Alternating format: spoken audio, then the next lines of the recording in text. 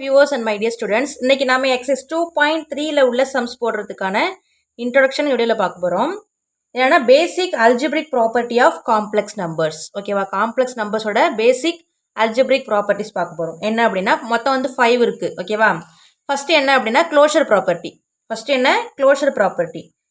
For any two complex numbers Z1 Z2. Complex number நமக்கு என்ன தெரியும்? Zன்னு தெரியும். இப்போ என்ன பண்ண போறோம் அப்படின்னா ரெண்டு காம்ப்ளெக்ஸ் நம்பர்ஸ் எடுக்க போறோம். Z1 Z2 அதோட names. The sum Z1 plus Z2 is also a complex number.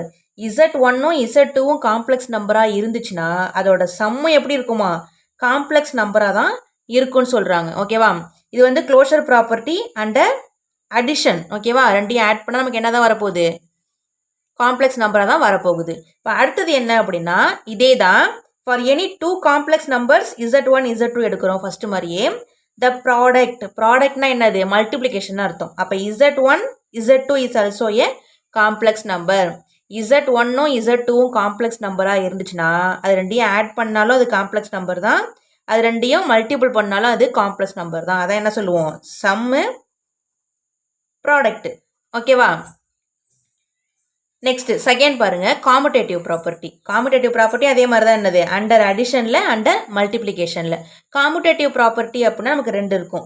Z1ன்னு ஒரு காம்ப்ளெக்ஸ் நம்பர், Z2ன்னு காம்ப்ளெக்ஸ் நம்பர். ஓகேவா? Z1 plus Z2 equal to Z2 plus Z1 அப்படி என்னது? மாற்றி போட்டுப்போம், அவ்வளோதான். அதே அண்டர் மல்டிப்ளிகேஷன் அப்படின்னா ரெண்டையும் மல்டிப்ளை பண்ணிக்க வேண்டியதான்.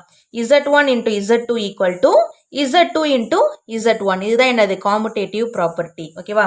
தேர்டு ப்ராப்பர்ட்டி என்ன அப்படின்னா அசோசியேட்டிவ் ப்ராப்பர்ட்டி. அசோசியேட்டிவ் ப்ராப்பர்ட்டி அதுவுமே என்னது? Under addition under multiplication. என்னது? அசோசியேட்டிவ் ப்ராப்பர்ட்டி அப்படின்னா நமக்கு 3 வரும். Z1 Z2 Z3. பாருங்க, Z1 plus Z2 plus Z3. Z1 Z2 பிராக்கெட்குள்ள இருக்கு, plus Z3 equal to Z1 வெளில இருக்கு, Z2ம் Z3யும் பிராக்கெட்குள்ள இருக்கு. ஓகேவா? இதான் என்னது? Associative property under addition. அடுத்தது அண்டர் மல்டிப்ளிகேஷன் போது என்னது? பிளஸ்லாம் எடுத்துட்டு என்ன பண்ணிடணும்? Into Z1 into Z2 bracket close பண்ணிட்டு வெளில Z3. அது Z1 Z2 Z3 இதான் என்னது? Associative property. அடுத்தது அடிட்டிவ் ஐடென்டிட்டி. ஃபோர்த் ஒன் என்னது? அடிட்டிவ் ஐடென்டிட்டி அப்படின்னா Z plus 0 equal to 0 plus Z equal நமக்கு என்ன வரும்? ஒரு நம்பரே ஜீரோவோட ஆட் பண்ணும்போது நமக்கு என்ன கிடைக்குது? அதே நம்பர் தான் கிடைக்கும். அதனால தான் Z போட்டிருக்கும். அடுத்து மல்டிப்ளிகேட்டிவ் ஐடென்டிட்டி அப்படின்னா 1ன்னு சொல்லுவோம். அடிட்டிவ் ஐடென்டிட்டினா 0ன்னு சொல்லுவோம். அடிட்னா என்னது? அடிஷன். 0 வந்து ஆட் பண்ணணும், அவ்வளோதான். மல்டிப்ளிகேட்டிவ் ஐடென்டிட்டி அப்படின்னா 1 என்ன பண்ண போகிறோம்? Z மல்டிப்ளை பண்ண போகிறோம். அப்போ Z இன்ட்டு 1னாலும் 1 இன்ட்டு Z நமக்கு என்ன தான் ஆன்சர் கிடைக்க போகுது?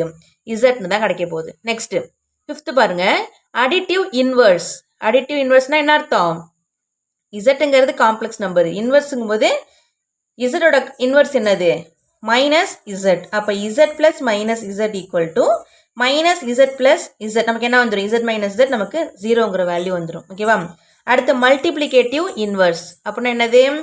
Z into W equal to W into Z equal நமக்கு என்னது? ஆன்சர் 1. Wங்கிறது என்னது? W is denoted by Z inverse. இதான் என்ன சொல்லுவோம்? Inverse function. ஓகேவா? அடிட்டிவ் இன்வர்ஸ் முடிஞ்சிட்டு நெக்ஸ்ட் சிக்ஸ்த் ஒன் பாருங்க, டிஸ்ட்ரிபியூட்டிவ் ப்ராப்பர்ட்டி. இதுலேயும் நம்ம என்ன பண்ணுவோம்? அசோசியேட்டிவ் ப்ராப்பர்ட்டி மாதிரியே மொத்தம் 3 எடுப்போம். Z1 Z2 Z3. அதில் வந்து எல்லாமே அடிஷனில் வரும் இல்லையா? இங்கே பாருங்க, Z1 பிராக்கெட்டில் Z2 ப்ளஸ் Z3. இது எப்படி எழுதலாம்? அப்படி உள்ளார மல்டிப்ளை பண்ணுங்க. Z1 Z2 plus Z1 Z3. இந்த Z1 என்ன பண்ண போகிறோம்? Z2வையும் Z3யையும் மல்டிப்ளை பண்ணி போட்டிருக்கோம். அண்டு இப்போ Z1ஐயும் Z2வையும் உள்ளார வச்சுக்கோங்க, Z3யை வெளில போட்டுருங்க. இப்போ உள்ளார மல்டிப்ளை பண்ணுங்க.